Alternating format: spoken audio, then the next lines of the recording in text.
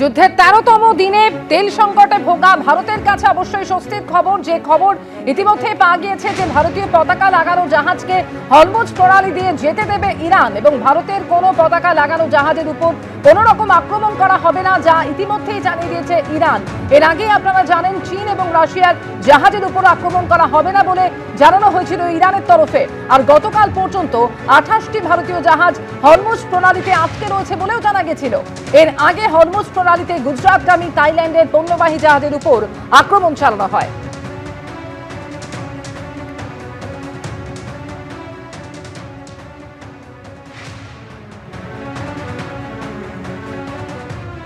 নিশ্চয়ই এটা খুব একটা পজিটিভ মুভ। এটাতে আমরা আশান্বিত অবশ্যই হতে পারি, বিশেষ করে আমাদের এলপিজি নিয়ে তো একটা বড় সমস্যা রয়েছে।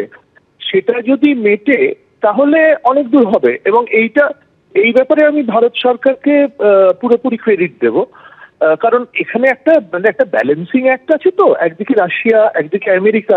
আজকেই দেখলাম একটা 300 বিলিয়ন ইনভেস্টমেন্ট হচ্ছে আমেরিকায়, আম্বানিরা করছেন, সেটাও রয়েছে।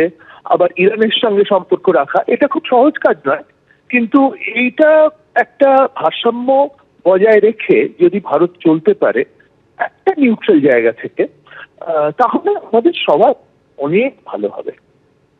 ভারতীয় পতাকা লাগানো জাহাজকে হরমুজ প্রণালী দিয়ে যেতে দেবে ইরান, এমনই খবর সূত্রের।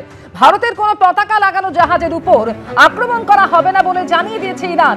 এর আগে চীন এবং রাশিয়ার জাহাজের উপর আক্রমণ করা হবে না বলে জানিয়েছিল ইরান।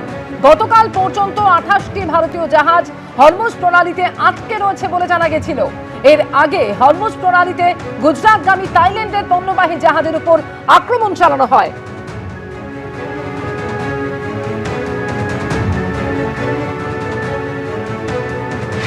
এটা একটা আমার মতে কূটনৈতিক সাফল্য। আমাদের এক্সটার্নাল অ্যাফেয়ার্স মিনিস্টার জয়শঙ্কর এবং তার যিনি ওই দিকের ইরানের এক্সটার্নাল অ্যাফেয়ার্স মিনিস্টার বা ফরেন মিনিস্টার বলে আরাকচি, তাদের দুজনের সম্পর্ক এবং ভারতবর্ষের কিছু পদক্ষেপে তারা অ্যালাউ করেছে ভারতবর্ষের দুটো জাহাজ, একটার নাম পুষ্পক আর একটার নাম পরিমল, তারা নাকি কালকে রাত্রিবেলা ওই স্ট্রেট অফ হরমুজ দিয়ে পাস করে আজকে সকালে ওই স্ট্রেটটা পার হয়ে গেছে।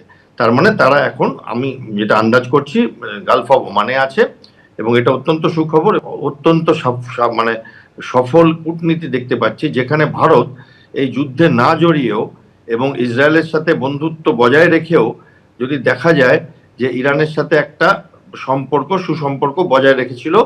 কারণ ভারত ইরানের একটি জাহাজ, যুদ্ধ জাহাজ, একটিকে তো ডুবিয়ে দিয়েছে আমেরিকা টর্পেডো মেরে শ্রীলঙ্কাতে আন্তঃরাষ্ট্রীয় জলে, কিন্তু একটি যুদ্ধ জাহাজ যেটা ভারতের কাছে আছে কোচিনে, ভারত জোর গলায় বলেছে ওই 182 জন নাবিক এবং যুদ্ধ জাহাজটাকে আমরা রাখবো, কারণ এটা মানবিকতার দিক থেকে আমাদের রাখতে বাধ্য। এবং সেখানে আমেরিকা সেই ব্যাপারে কোনো উচ্চবাচ্য অন্তত করেনি, এবং সেইটা একটা ইরানের কাছে স্বস্তির ব্যাপার। এবং দ্বিতীয় স্বস্তির ব্যাপার যে কন্ডোলেন্সের বুকটা রাখা ছিল দিল্লিতে খামেনির মৃত্যুতে, সেটা ভারতের বিদেশ সচিব গিয়ে সই করে এসেছিলেন। এবিপি আনন্দ, এগিয়ে থাকে, এগিয়ে রাখে।